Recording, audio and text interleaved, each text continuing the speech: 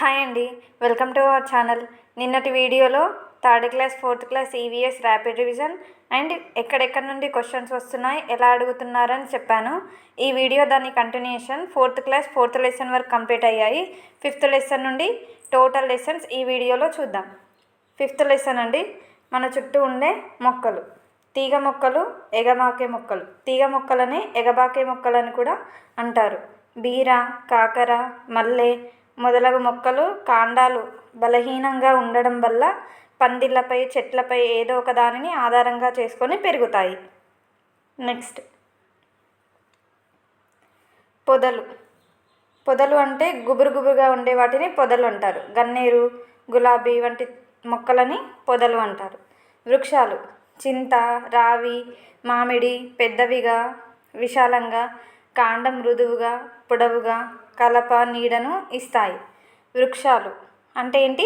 చింత, రావి, మామిడి పెద్దవిగా, విశాలంగా, కాండం దృఢంగా, పొడవుగా, కలప నీడను ఇస్తాయి. వీటిని వృక్షాలు అంటారు. వేర్లు. వేర్లు అంటే ఏంటి? మొక్కలకు ఆధారాన్ని ఇస్తూ నిటారుగా ఉండడానికి తోడ్పడతాయి. నిటారుగా ఉండడానికి ఆధారాన్ని ఇస్తూ అండ్ నీరు, పోషక పదార్థాలు అందుతాయి. మొక్కలు విత్తనాల నుండి వస్తాయి. వేటి నుండి వస్తాయి? విత్తనాల నుండి. విత్తనానికి మూలం ఏంటి? పువ్వు. కొన్ని పువ్వులు కాయలుగా, పండ్లుగా మారుతాయి. కొన్ని పువ్వులు కాయలుగా, పండ్లుగా మారుతాయి. ఇది మోస్ట్ ఇంపార్టెంట్ అండి. చాలాసార్లు చాలా బిట్స్ వచ్చాయి వీటి నుంచి. ప్రపంచంలో అతిపెద్ద పువ్వు రఫ్లీషియా. అతిపెద్ద పువ్వు రఫ్లీషియా. 1 మీటరు వ్యాసం. ఎంత వ్యాసం? 1 మీటరు. 7 నుండి 10 కిలోల బరువుతో ఉంటుంది. కుళ్ళిన మాంసం వంటి వాసన వస్తుంది. ఈ వాసన 2 కిలోమీటర్ల దూరం వరకు వ్యాపిస్తుంది. ఏంటి? ప్రపంచంలో అతిపెద్ద పువ్వు రఫ్లీషియా. వ్యాసం ఎంత? 1 మీటరు. బరువు 7 నుండి 10 కిలోల బరువు. కుళ్ళిన మాంసం వంటి వాసన వస్తుంది. వాసన ఎన్ని కిలోమీటర్ల దూరం వరకు వస్తుంది? 2 కిలోమీటర్ల దూరం వరకు. గుర్తుపెట్టుకోవాలి, ప్రతి అంశం ఇంపార్టెంట్ దీనికి సంబంధించింది. పువ్వులలో రకాలు. ఫ్లాసిఫోరా, bottle brush, bird of paradise. ఇది కూడా ఇంపార్టెంట్ అండి. పువ్వుల రకాలలో కానిది అని ఇచ్చేసి ఆప్షన్స్ ఇస్తారు, చూసుకోవాలి. ఇవి 3 మనము. దానిమ్మ పువ్వు నుండి పండు ఏర్పడుతుంది. సీతాకోచిలుకలు, తేనెటీగలు, తుమ్మెదలు మొదలైనవి పువ్వులపై వాలి మకరందాన్ని పీల్చుకుంటాయి. పూలు కాయలుగా మారడానికి సీతాకోచిలుకలు, తుమ్మెదలు వంటి కీటకాలు తోడ్పడతాయి. విత్తనాలు ఎలా ఉంటాయి? ఇక్కడ కొన్ని విత్తనాలు మరియు చెట్లు ఇచ్చారు, చూద్దాం. మర్రి విత్తనాలు ఎలా ఉంటాయి? చిన్నవిగా. కొబ్బరి విత్తనాలు పెద్దవిగా. పెంకుతో ఉన్న విత్తనాలు ఆముదం. మెత్తగా ఉన్న విత్తనాలు నువ్వులు. గుర్తుపెట్టుకోవాలండి, క్వశ్చన్స్ ఇచ్చే ఛాన్సెస్ ఉన్నాయి. విత్తనాలు, గింజలు మొలకెత్తడానికి గాలి, నీరు, ఉష్ణోగ్రత. ఏంటి? గాలి, నీరు, ఉష్ణోగ్రత ఈ 3 అవసరం. వానపామును రైతు మిత్రుడు అని కూడా అంటారు. క్వశ్చన్ వచ్చిందండి, ప్రీవియస్ టెట్లో వచ్చింది. పార్థీనియం, వయ్యారి భామ. అమెరికా నుండి గోధుమ దిగుమతి చేసుకునేటప్పుడు మన ఇండియాకు వచ్చిందండి. పుప్పొడి వల్ల ఊపిరితిత్తుల వ్యాధులు, చర్మ వ్యాధులు వస్తాయి. ఇది కూడా ఇంపార్టెంట్. వయ్యారి భామ మొక్కకి మరో పేరు అని అడుగుతారు. పార్థీనియం ఎక్కడి నుంచి వచ్చింది అని అడుగుతారు. అమెరికా నుండి. ఏవి దిగుమతి చేసుకునేటప్పుడు వచ్చింది అని క్వశ్చన్స్ రావచ్చు. గోధుమలు దిగుమతి చేసుకునేటప్పుడు. నెక్స్ట్, దేని ద్వారా ఏ విత్తనాలు వ్యాప్తి చెందుతాయి? ఇక్కడ గాలి ద్వారా జిల్లేడు, వెంట్రుకలు ద్వారా పల్లేరు, తేలుకొండి కాయలు. నెక్స్ట్, అటవీ శాఖ వారు వేప, కానుగ, టేకు వంటి మొక్కలను నర్సరీలో పెంచి సామాజిక అడవుల పెంపకానికి అవసరమైన మొక్కల్ని సరఫరా చేస్తారు. నెక్స్ట్, 6th లెసన్ అండి, దిక్కుల గురించి. ఇవి మనకు తెలుసు కదండి. తూర్పు, పడమర, ఉత్తరం, దక్షిణం, ఈశాన్యం, వాయువ్యం, ఆగ్నేయం, నైరుతి. ఏ దిక్కులో ఏవేవి ఉంటాయి అనేది ఉంటుందండి. మండలంలో ఏ ఏ ఆఫీసులు ఉంటాయి ఇక్కడ ఉన్నాయండి, చూద్దాం. మండల ప్రజా పరిషత్తు కార్యాలయం, తహసీల్దారు కార్యాలయం, ప్రాథమిక ఆరోగ్య కేంద్రం, పోలీస్ స్టేషను, వ్యవసాయ శాఖ కార్యాలయం, విద్యుత్ శాఖ కార్యాలయం. ఇవి గుర్తుపెట్టుకోవాలండి, లేనిది అని అడుగుతారు, చూసుకోవాలి. మంచిర్యాల జిల్లాలో 18 మండలాలు ఉంటాయి. ఎన్ని మండలాలు? 18 మండలాలు. లక్సెట్టిపేట్ మండలం మంచిర్యాల జిల్లాలో ఉంది. తెలంగాణ రాష్ట్రంలో 33 జిల్లాలు ఉన్నాయి.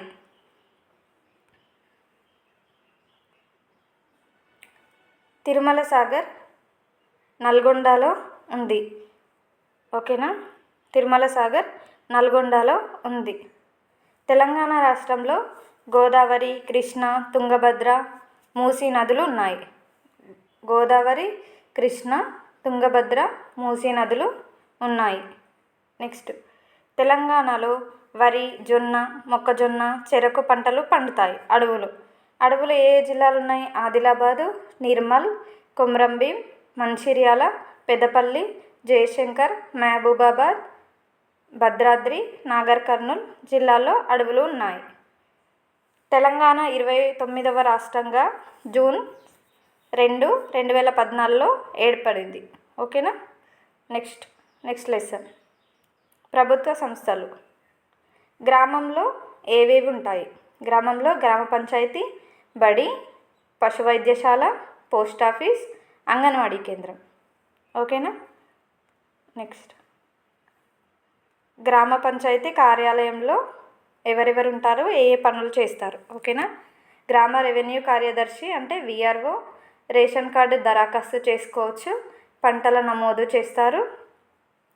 ఫహానీ అడంగల ఆధారంగా గ్రామ రెవెన్యూ సహాయకునితో కలిసి గ్రామ కార్యదర్శి పరిశీలించి దరఖాస్తులు స్వీకరిస్తారు. ఓకేనా? తహసీల్దారు కార్యాలయం వారు ఆన్లైన్ వివరాలు నమోదు చేస్తారు. ఆహార భద్రతా కార్డు మంజూరు చేసేదేమో పౌర సరఫరాల అధికారి, దరఖాస్తు అంటే ఆన్లైన్ వివరాలు నమోదు చేసుకునేదేమో తహసీల్దారు. సో కార్డు ఇచ్చేది కూడా తహసీల్దార్ వాళ్ళు కార్డు ఇస్తారు. ఓకేనా? నెక్స్ట్, ఐరిష్ కెమెరా కన్నుగుడ్డుపై వలయాకార భాగాన్ని, ఏ భాగాన్ని? వలయాకార భాగాన్ని ఐరిష్ అంటారు. దీన్ని ఎవరు కనుక్కున్నారు? మిమిజోయ్. ఓకేనా? సరుకులు ఎక్కడి నుంచి వస్తాయి? చౌక ధరల దుకాణం నుండి సరుకులు వస్తాయి. మండల కేంద్రంలో తహసీల్దారు కార్యాలయం అంటే మండల రెవెన్యూ కార్యాలయం ఉంటుంది. గ్రామంలోని కుటుంబాలకు రేషన్ కార్డులు ఇవ్వడం, భూమి పన్నులు వసూలు చేయడం వంటి పనులు మండల కేంద్రంలో మండల రెవెన్యూ కార్యాలయం అంటే తహసీల్దార్ కార్యాలయం వాళ్ళు చేస్తారు. నెక్స్ట్, ఇంకా ఉంటాయి కదండి మండలంలో. మండల పరిషత్ కార్యాలయం, ఇవి విధులు. మండల పరిషత్ కార్యాలయం విధులు: ప్రాథమిక విద్యను అందించడం, వ్యవసాయం, పశుపోషణ, చేపలు, కోళ్ళ పెంపకం అభివృద్ధి చేయడం వంటి పనులు. మండలంలో రోడ్ల నిర్మాణం చేయడం, వాటి మరమ్మత్తు, సాగునీటి సరఫరా, ఆరోగ్యం, శిశు సంక్షేమం, పారిశుద్ధ కార్యక్రమాలు చేపట్టడం వంటి పనులు మండల పరిషత్ కార్యాలయం వారు చేస్తారు. ఇవి గుర్తుంచుకోవాలండి, మనకు క్వశ్చన్ వస్తుంది. ఇవి మరీ ఇంపార్టెంట్ మనకు. పోలీస్ స్టేషన్ శాంతి భద్రతలు కాపాడడం, నేరాలు జరగకుండా చూడడం, ప్రజలతో సత్సంబంధాలు ఏర్పరచుకోవడం, ప్రజల ఫిర్యాదులను స్వీకరించడం, తక్షణం స్పందించడం, ఫిర్యాదులను విచారించడం, రికార్డు చేయడం. నెక్స్ట్, ప్రజలు సురక్షితంగా ఉండడానికి, అందరూ నియమాలు పాటించడానికి సహాయపడడం, బాలల సంబంధ అంశాలు, బాలల రక్షణ సంస్థల పరిరక్షణ. ఇవి పోలీస్ స్టేషన్ విధులు. నెక్స్ట్, తహసీల్దార్ గ్రామ రెవెన్యూ అధికారులను, మండల కార్యాలయ సిబ్బంది పనిని పర్యవేక్షించడం, ప్రజల నుండి వచ్చిన ఫిర్యాదులను విచారణ చేయడం, ప్రభుత్వ పథకాలు ప్రజలకు అందేటట్లు చూడడం, కులం ఆదాయం సర్టిఫికేట్ ఇవ్వడం, వెట్టి చాకిరీ నుండి ప్రజలను విముక్తులను చేయడం. నెక్స్ట్, రైతులకు పట్టాదారు పాస్బుక్ మంజూరు చేయడం, భూ వివాదాలను పరిష్కరించడం వంటి పనులు ఏం చేస్తుంది? తహసీల్దార్ కార్యాలయం వారు చేస్తారు. నెక్స్ట్, ప్రాథమిక ఆరోగ్య కేంద్రం. మండల పరిధిలో సాధారణ రోగులను రోజు పరీక్షించడం, ఆరోగ్య ఉప కేంద్రాల నిర్వహణను పర్యవేక్షించడం, జాతీయ ఆరోగ్య కార్యక్రమాలను అమలు చేయడం వంటి పనులు ప్రాథమిక ఆరోగ్య కేంద్రం వారు చేస్తారు. ఇంకా మాతా శిశు సంరక్షణ కింద కాన్పులు ప్రాథమిక ఆరోగ్య కేంద్రంలోనే జరుగుతాయి. రోగుల తీవ్రతను బట్టి రోగులను జిల్లా ఆసుపత్రికి సిఫారసు చేయడం వంటి పనులు కూడా చేస్తుంది. నెక్స్ట్, బ్యాంకు నుంచి డిపాజిట్ను స్వీకరించడం, మండల పరిధిలో రైతులకు రుణాలు, రోజువారీ డిపాజిట్లను స్వీకరణ, మండలంలోని మహిళా సంఘాలకు రుణాలు ఇస్తుంది. ఇవి బ్యాంకు యొక్క విధులు. నెక్స్ట్, మండల వనరుల కేంద్రం.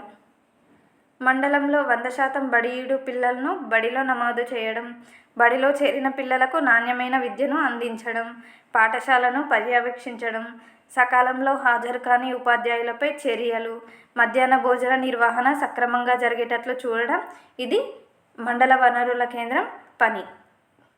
నెక్స్ట్, పశు వైద్యశాల. జంతువుల ఆరోగ్యాన్ని సంరక్షించడం, జంతువులకు వచ్చే రోగాలను గుర్తించడం, చికిత్స చేయడం, జంతువుల ద్వారా మానవులకు సంక్రమించే వ్యాధులను గుర్తించి నివారణ చర్యలు చేయడం, యజమానులకు జంతువుల పెంపకం గురించి సలహాలు సూచనలు ఇవ్వడం, జంతువులకు పోషకాహారం ఇవ్వడం గురించి రైతులను చైతన్యవంతం చేయడం ఇది దాని విధులు. ఓకేనా? మండల పరిధిలోని అన్ని రకాల అభివృద్ధి కార్యక్రమాల పర్యవేక్షణ కోసం ప్రతి 3 నెలలకు ఒకసారి, ఎన్ని నెలలకు ఒకసారి? 3 నెలలకు ఒకసారి సమావేశాలు జరుగుతాయి. దీనికి అధ్యక్షత ఎవరు వహిస్తారు? మండల పరిషత్ కార్యాలయ అధ్యక్షుడు. నెక్స్ట్, సర్వసభ్య సమావేశం. దీంట్లో ఎవరెవరు వస్తారు? జిల్లా పరిషత్ ప్రాదేశిక సభ్యులు అంటే జెడ్పీటీసీ, ఎంపీటీసీ, కోఆప్టెడ్ మెంబర్స్, సమస్త గ్రామ పంచాయతీల సర్పంచులు. ఇక్కడ ఒక మండలం గురించి ఫర్ ఎగ్జాంపుల్ ఇచ్చారండి, చూద్దాం. కొత్తూరు మండలం రంగారెడ్డి జిల్లాలో ఉంది. ఏ మండలం? కొత్తూరు మండలం రంగారెడ్డి జిల్లాలో ఉంది. మండల స్థాయి అభివృద్ధి సమావేశంలో ఎవరు పాల్గొంటారు?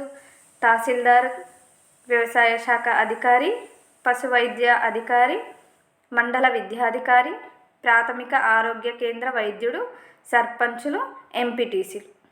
ఓకేనా? నెక్స్ట్, సర్వసభ్య సమావేశం ఎజెండా ఏమేమి చేస్తారు అనేది.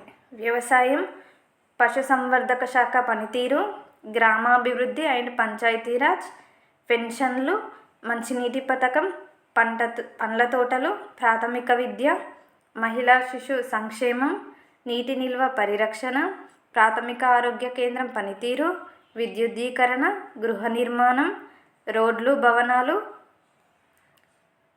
భవనాలు, పరిశ్రమ అండ్ కాలుష్య నిర్వహణ, బాలల రక్షణ అంశాలు, ఇతర అంశాలు అధ్యక్షతను అనుమతిస్తారు. నెక్స్ట్, తెల్ల రేషన్ కార్డు ఉంటే ఆరోగ్యశ్రీ కార్డుకి అర్హత ఉన్నట్లే. ఆరోగ్యశ్రీ కార్డు ఎవరు ఇస్తారు? జిల్లా కలెక్టర్ గారు ఇస్తారు. ఇంపార్టెంట్ అండి, క్వశ్చన్ వచ్చింది టెట్లో మనకి. ప్రభుత్వ సంస్థలు పౌర ప్రాథమిక అవసరాలు తీరుస్తాయి. సమాచార హక్కు చట్టం అమలు ఎప్పటి నుంచి? 2005 అక్టోబర్ 12. ఇంపార్టెంట్ అండి, 2005 అక్టోబర్ 12. నామమాత్రం రుసుము వేయడం జరుగుతుంది. అంటే సమాచార హక్కు మనకు కావాలంటే వాళ్ళు నామమాత్రం రుసుము వేయడం జరుగుతుంది. అప్పీల్ చేసుకోవాలి. గ్రామ స్థాయిలో దారిద్ర్య రేఖకు దిగువగా రుసుము అవసరం లేదు. 30 రోజుల్లో సమాచారం మనకి ఇస్తారు. జీవించే హక్కు, వ్యక్తిగత స్వేచ్ఛ అయితే 48 గంటల్లో ఇస్తారు. ఇది కూడా అడుగుతారు ఎన్ని గంటల్లో ఇవ్వచ్చు అని. ఇది కేంద్ర రాష్ట్ర స్థాయిలో స్వతంత్రంగా వర్క్ చేస్తుంది.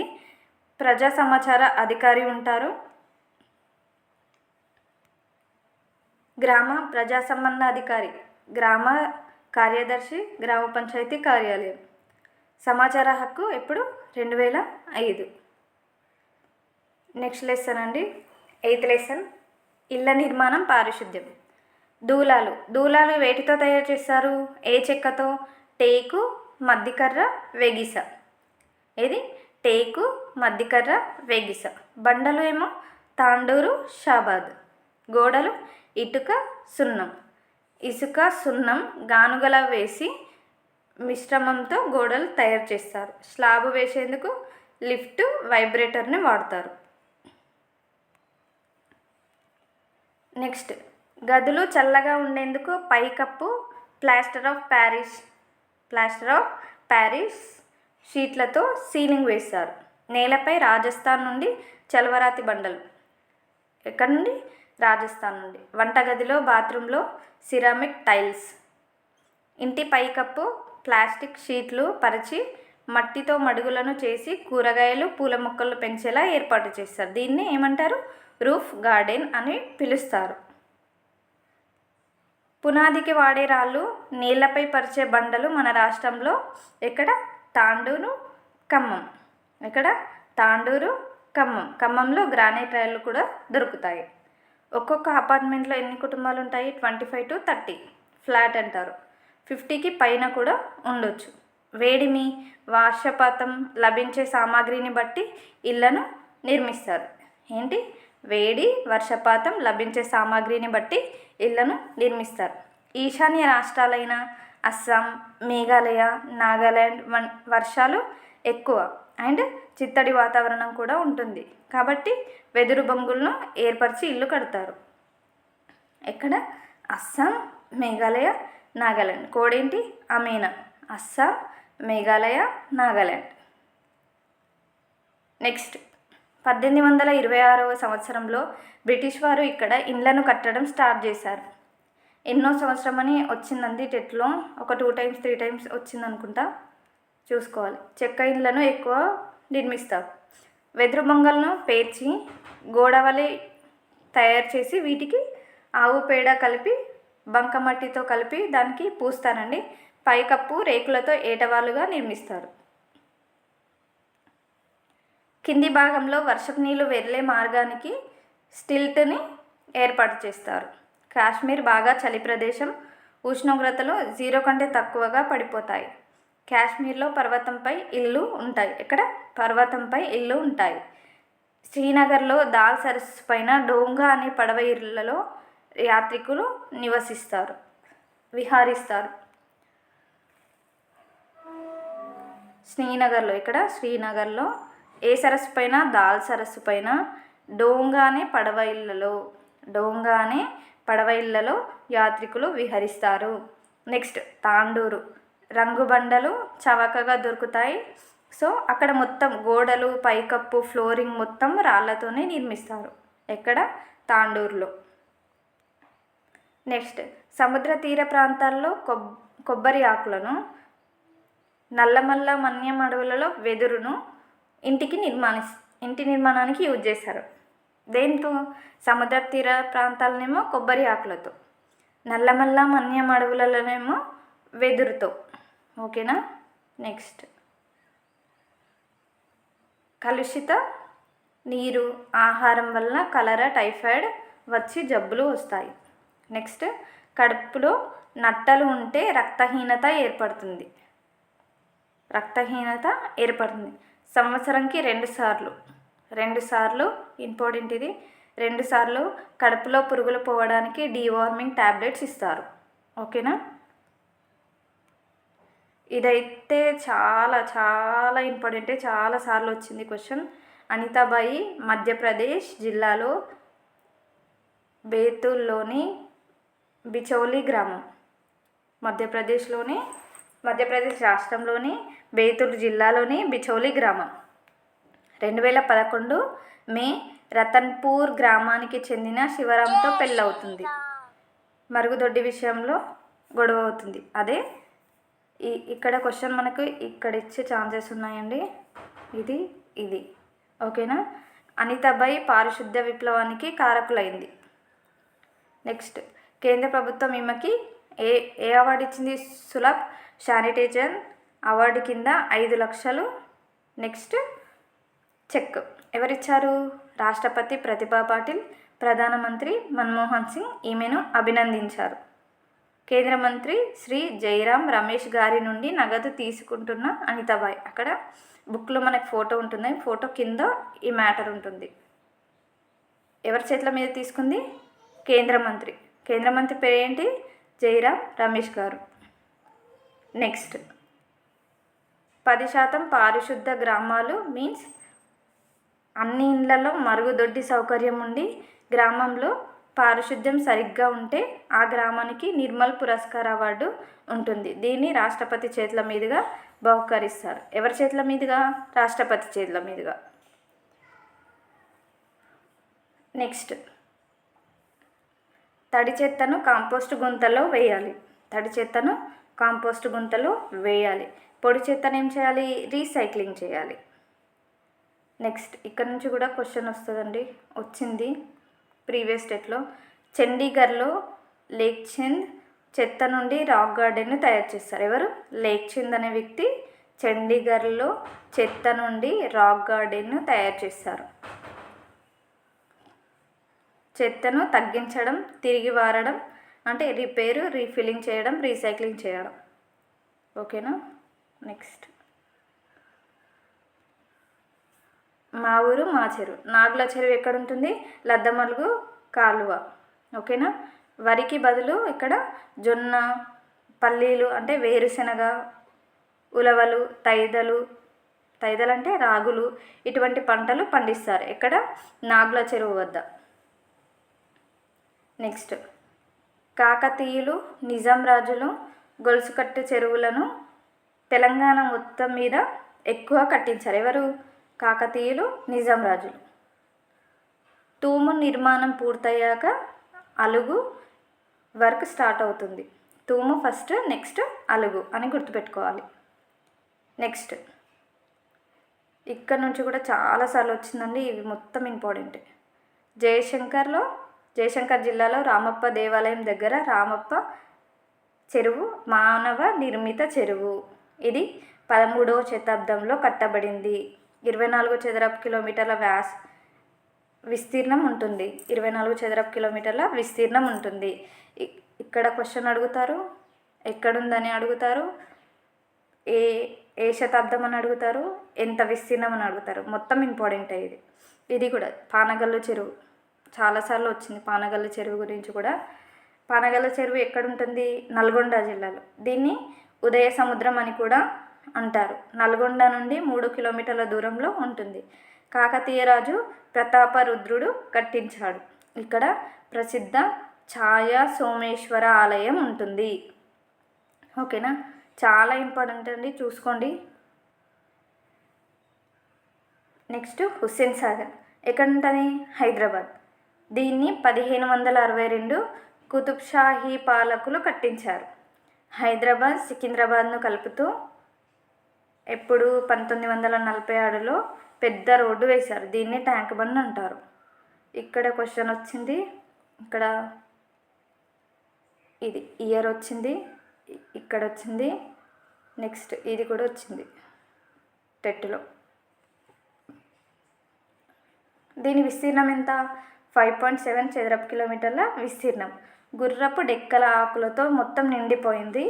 32 అడుగుల లోతు ఉండేది ఒకప్పుడు. ఓకేనా? నెక్స్ట్ ఉస్మాన్ సాగర్ మూసీ ఉపనది పైన అండ్ గండిపేట చెరువు అని కూడా అంటారు. దీన్ని మూసీ ఉపనది పైన ఉంటుంది. దీన్ని గండిపేట చెరువు అని కూడా అంటారు. ఇది మంచినీటి చెరువు.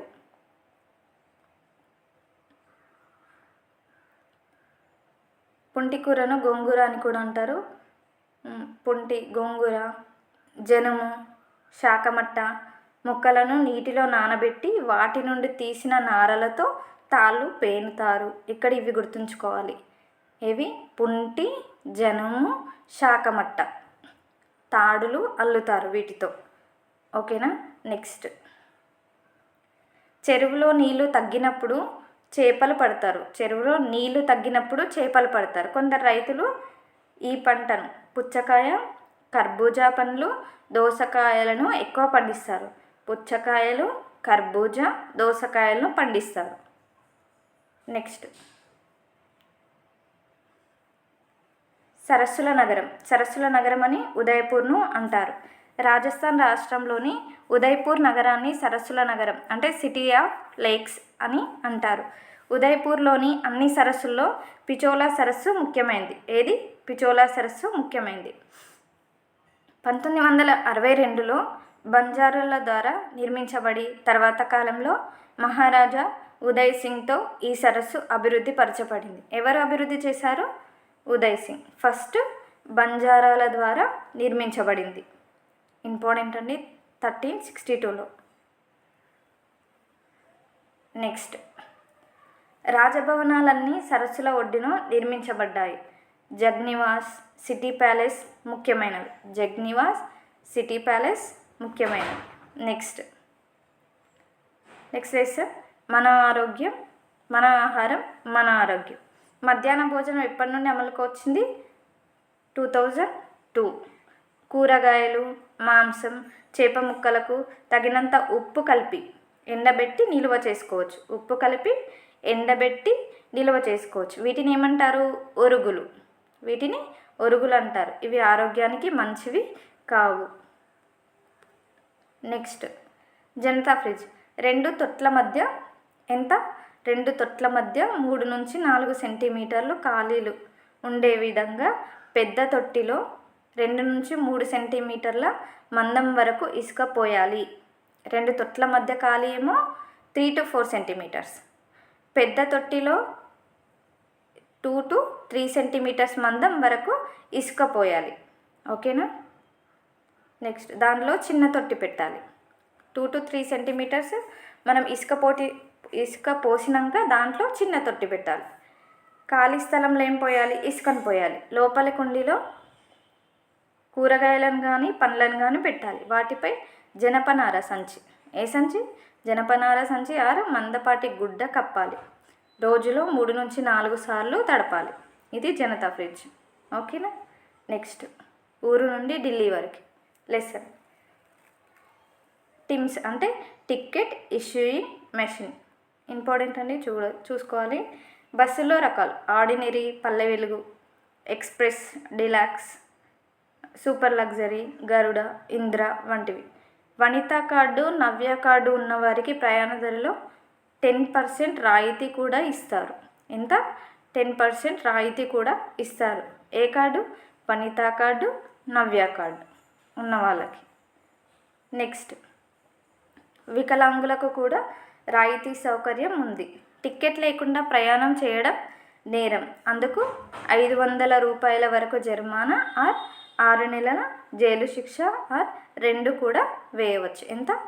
500 వరకు జరిమానా, 6 నెలల జైలు శిక్ష, లేకపోతే 2 వేయవచ్చు.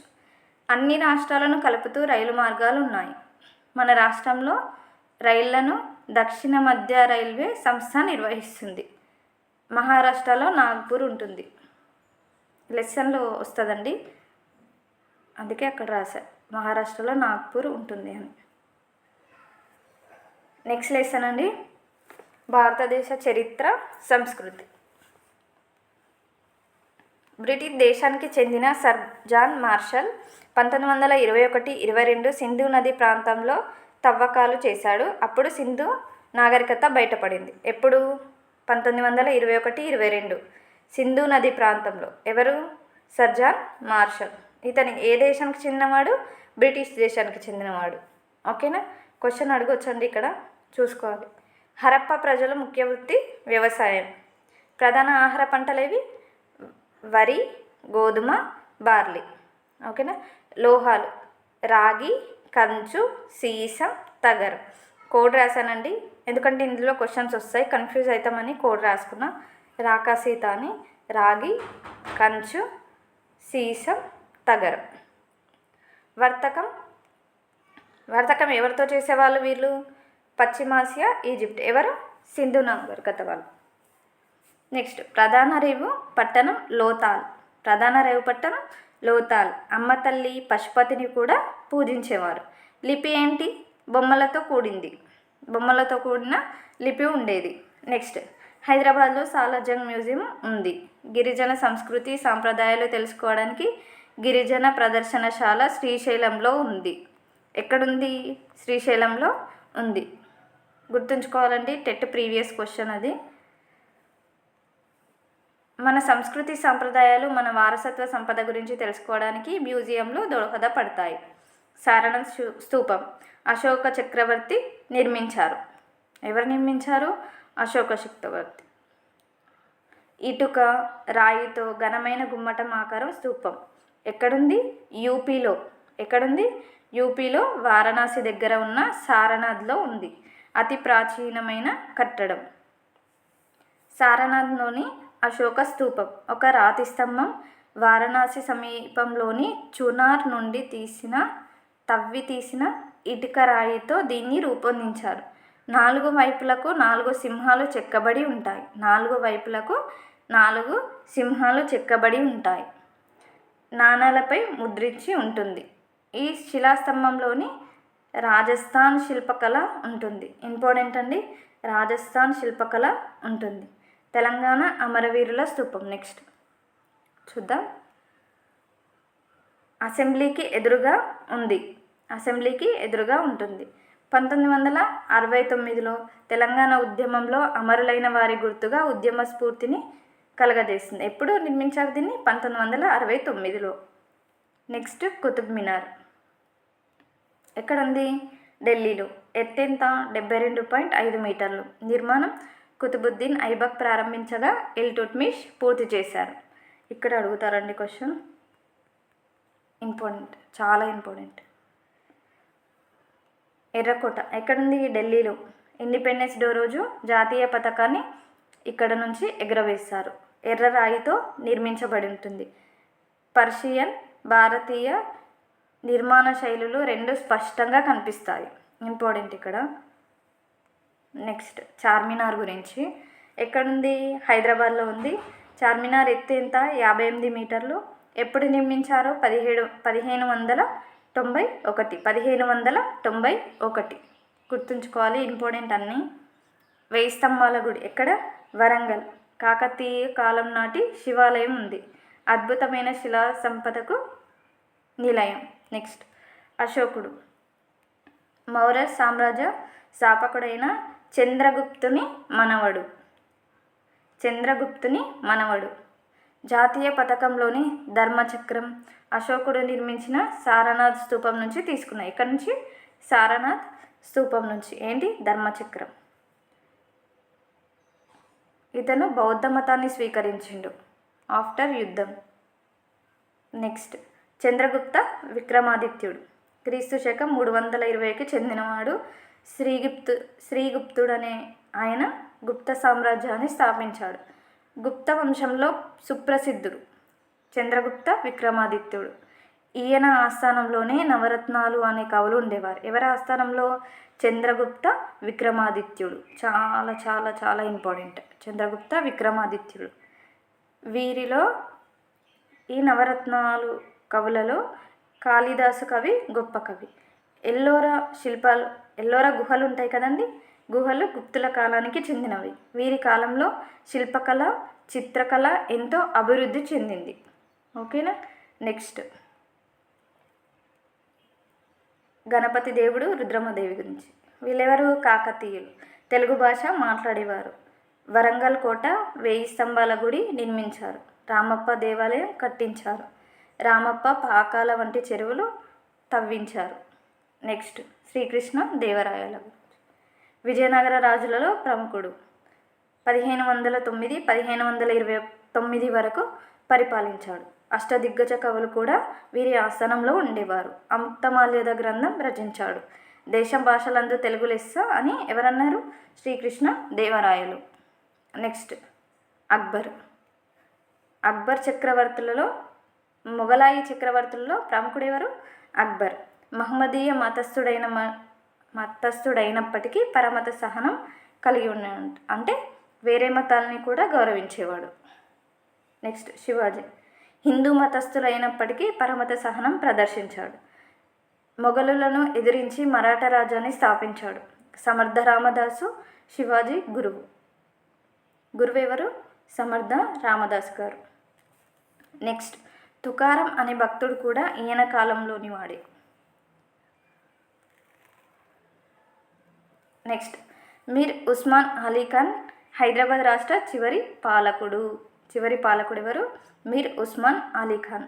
హైదరాబాద్ రాష్ట్రాన్ని నిజాం వంశస్థులు పరిపాలించారు. మహమ్మదీయులు డెక్కన్ ఉర్దూ భాషను మాట్లాడేవారు. ఓకేనా. బట్ ప్రజలను హిందూ మతం అండ్ తెలుగు, కన్నడ, మరాఠీ వాళ్ళు కూడా ప్రజలు ఉండేవారు. వ్యవసాయాన్ని, పరిశ్రమల్ని అభివృద్ధి చేశారు. విద్యాసంస్థలని స్థాపించాడు. నిజాం సాగర్, అలీ సాగర్ ప్రాజెక్టులని నిర్మించాడు. 1920 మూసీ నదిపై ఉస్మాన్ సాగర్ ఆనకట్ట నిర్మాణం ఇతనే చేశాడు. హైదరాబాద్ ప్రజలకు మంచినీటి సౌకర్యం కలిగించాడు. ఎవరు? మీర్ ఉస్మాన్ అలీ ఖాన్, చివరి నిజాం పాలకుడు. నెక్స్ట్, ఇటుక తయారీ దశలండి. ఇందులో నుంచి ఒక ప్రీవియస్ టెట్ బిట్ వచ్చింది, అందుకే నేను ఇక్కడ లాస్ట్కి రాసుకున్నాను. ఇటుక తయారీలో దశలు: బంకమట్టిని సేకరించడం, బంకమట్టిని బూడిదతో కలపడం, ఇటుకలను 2 రోజుల పాటు ఎండబెట్టడం, ఇటుకలను కాల్చడం. ఓకేనండి. ఇంతటితో మనకు 4th క్లాస్ అన్ని లెసన్స్ కంప్లీట్ అయ్యాయి. నెక్స్ట్ 5th క్లాస్ ఈవీఎస్ కూడా చేస్తానండి. ఇలాంటి మరిన్ని వీడియోస్ కోసం మన ఛానల్ని సబ్స్క్రైబ్ చేసుకోండి, సపోర్ట్ చేయండి. Thank you.